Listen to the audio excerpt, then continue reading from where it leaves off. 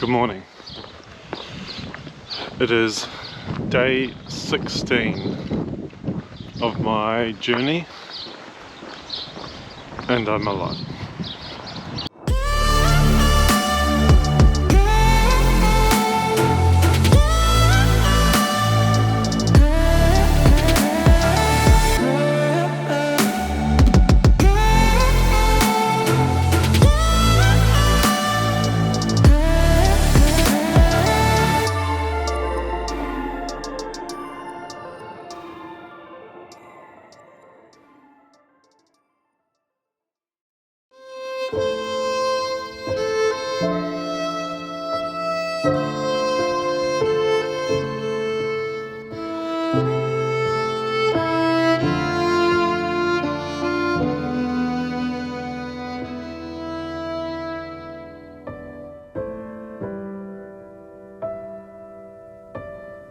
It's about 9 o'clock in the morning and I am currently making my way out of Russell. Russell is a small town in the Bay of Islands. Used to be known as Kororareka, and under that name it was New Zealand's first capital. It was also known as the cesspit of the Pacific. I'm not sure what order those things happened in. So it's a very old place. It's got lots of historic buildings and some notable incidents, including the very first of the series of sporadic wars that occurred between British forces and the local Maori, various different local Maori tribes, as settlement of New Zealand progressed. So I'm now on the Russell to Okiato walking trail. It's about 7 kilometers. It is off trail, but right now I'm actually just walking on a road shoulder. I think we go off trail through boardwalks and stuff in a little bit.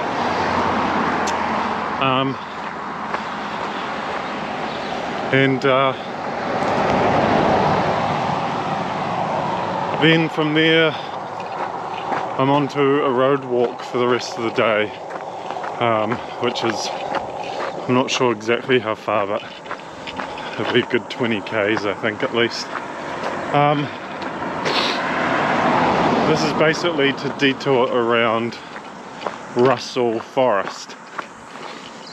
Russell Forest is a section of native forest that lies between Russell and Helena Bay, and it's been closed basically because of concerns about kauri dieback. From what hikers have reported who could get through it before they closed it, it's one of the most beautiful sections in the upper North Island, so it's a real shame.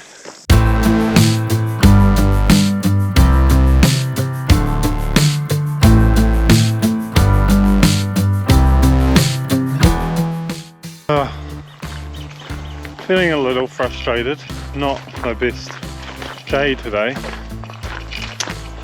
I just recorded a whole little mini rant. I had the camera in my time-lapse mode still, so I didn't get any of it. There was that bit of me going through mangroves. Calmed down a bit now, so just to paraphrase, basically I got lost. I'm on a detour because Russell Forest is closed, so what I'm walking is not on the trail map. So I have no way to navigate other than the trail note description, which is an alert for this detour. And it's very, well, as anyone who's done this will know, the trail notes can be pretty vague. I came up on the main road Couldn't see a track ahead, just road. Could see a really well formed walkway going off to the right into the mangroves, so I thought, right, must be going that way. Just kind of ended in nothing. Ended up slopping my way through mud and what have you before I went, hang on, this isn't it, backtracked, and then just had a little complaint. It's a bit frustrating because there's 3 options, well there's actually 4 to be honest, to get around Russell Forest. The trail map route only shows one of those options. So if you take one of the other options like I have, you don't have a track to follow. You have no idea where you're meant to be going. Anyway, whatever. It is what it is.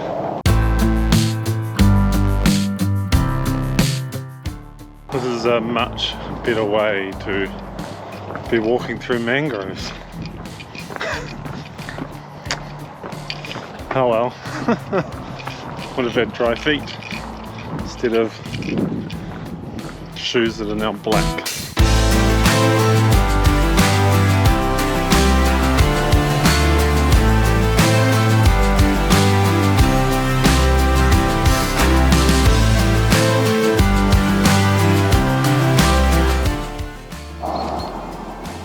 So I've made it to the end of that track. I'm at the Russell Whakapara Road, and I now have a 22-kilometre road walk to my accommodation tonight. I just grabbed myself a Coke for a bit of moral boost after that little mud fest. So yeah, we'll see what this road's like. Thus far it looks narrow and windy, and worst of all it's sealed. Kind of hoped it might be gravel. Gravel roads cars tend to drive slowly, but if it's sealed they tend to just barrel around.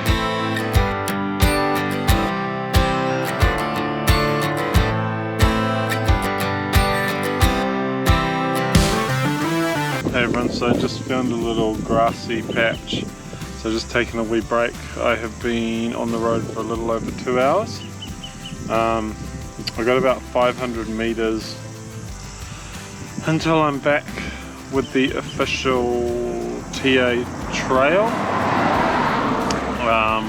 I'll be joining it at about kilometer 272. Sun's out, it's got really hot. Yeah, just chugging on really. Yeah, not one of my favorite days, but I guess they all count. Back on the official trail, and that is definitely where I want to be going, because when I get there I get to see Angie again.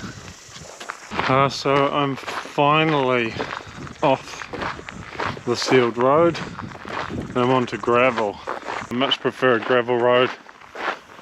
There's a few reasons for that. Firstly, it's much easier on the feet. Walking on sealed roads is just brutal. My feet are already aching after just a couple of hours. The other thing is there's less traffic generally on gravel roads. That's why they're not sealed. The traffic there is travels a lot slower, and you can hear them coming from a lot further away. So generally all pluses for getting off the sealed road.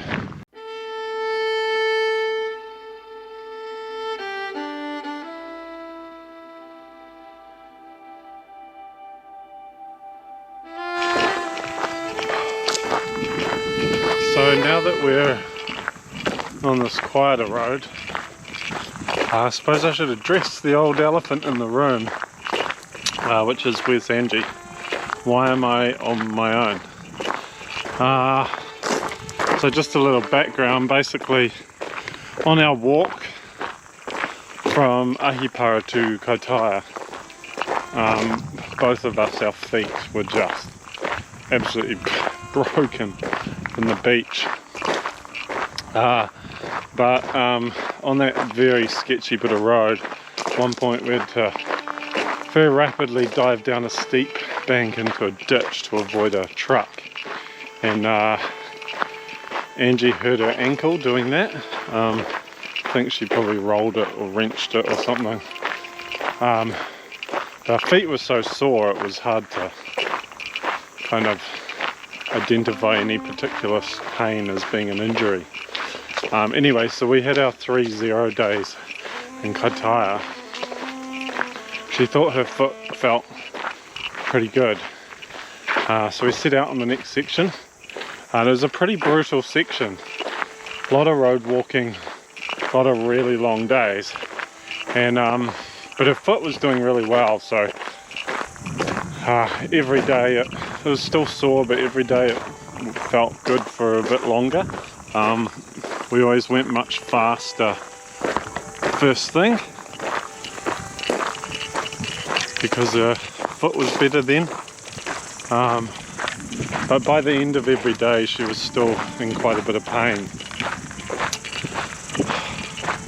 So we started to make a kind of backup plan for when we reached Paihia, because we knew we were going to have a resupply and a 0 day on Paihia, that potentially she would get off the trail at that point and get her foot looked at. And so that's what we did. We planned for that. It's the first car I've seen, other than that one down the bank anyway. First occupied car, I hope. So then we did our walk from Kerikeri to Paihia, which was our slackback day with no packs through the rain. And her left foot was actually completely fine that entire walk, and we think that injury has completely healed now. Unfortunately though, every day up until then, the last hour or two of the day, she was very heavily limping because of the pain on that foot. And the result of all that limping, she's actually developed a more serious injury in her right foot. Much worse than the left foot ever was. She was hobbling around Paihia on our 0 day. And this next section, once again, today particularly, has a lot of road walking. It's just really, really hard on the feet. So we made the really, really difficult decision that she would get off trail, have a bit of rest, with the hope that she'll rejoin me when I get to Whangarei. So yeah, yesterday, being our 0 day, turned out to be a pretty stressful and pretty emotional day. Our first priority, of course, was making sure that Angie was looked after and had a ride to get back home. But then I had to think about my gear that I was carrying, because obviously we are equipped for 2 of us, not for a solo hiker. So Angie's, most importantly probably, Angie's sister brought up my 1-person tent, but so now I'm carrying all the gear. Angie's gone back with our 3-person tent and all that excess gear, and fingers crossed in about 6 days time she will rejoin me in Whangarei and bring all that gear back with her. So yes, I'm on my own. Certainly not what I wanted. I've done plenty of hiking on my own, so I'm not worried about being on my own. But yeah, this was meant to be an adventure with the 2 of us. So yeah, it's pretty sad being on my own now. It's It's only been a few hours and I really miss her already, so yeah, hopefully these 6 days go quickly and I can see her again.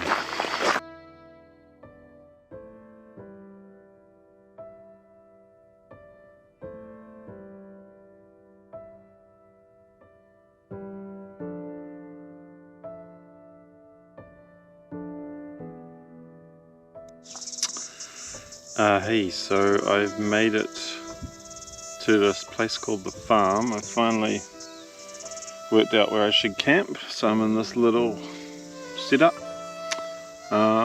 It's basically just a farm paddock. There's a hose that provides some water. There's a compost toilet, so it's got, yeah, everything I need. The farm has a kind of set up campsite where they have a big barn thing that's set up as a kitchen and what have you area, but it was actually fully booked out with this group doing a kind of festival thing, so I just busted in on their party because I turned up there, and they were incredibly gracious and incredibly kind and looked after me. One of them, her name was Jess, is actually a TA walker herself. She's taking a pause in the trail and she's going to start northbound in the South Island in a bit. She had spent the last week or so telling them all about Te Araroa. So when I turned up, she guessed pretty quick I was a TA hiker, and they were incredibly kind to me. They offered me a big mug of iced water, gave me a beer out of their chiller, and an orange, and an ice block as well, which I forgot and left behind, which I'm absolutely gutted about, because to be honest, that was probably the best thing they gave me, but never mind. So yeah, I mean, they had booked out that campsite exclusively. They could have just said go away. They didn't. They were incredibly kind, giving a poor exhausted hiker some refreshment. So yeah, very, very grateful for that. But yeah, this is my setup. I've got a little compost toilet just over there. Back over the hill is a black hose that brings in water with a tap on the end, full of, obviously being a black hose, it was full of hot water actually when I first turned it on, so I used that to wash off myself a bit, wash my legs, get all the mud from the mangroves this morning off my feet, and then got some cold water out, and this is my tent set up. So this is me. So yeah, mostly a lovely walk today. It was really nice down the gravel.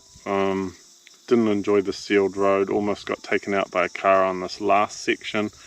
Guy driving just did not see me until he was about 50 meters from me, and then suddenly swerved because he was going to hit me. But other than that, it was okay. I'm now set up at the farm. It's blazing hot, so I'm just kind of waiting for the sun to go down a bit, to have some energy to have food and what have you. Tomorrow it's another road walk, 18 kilometers to Helena Bay, where I'll be staying with some trail angels there.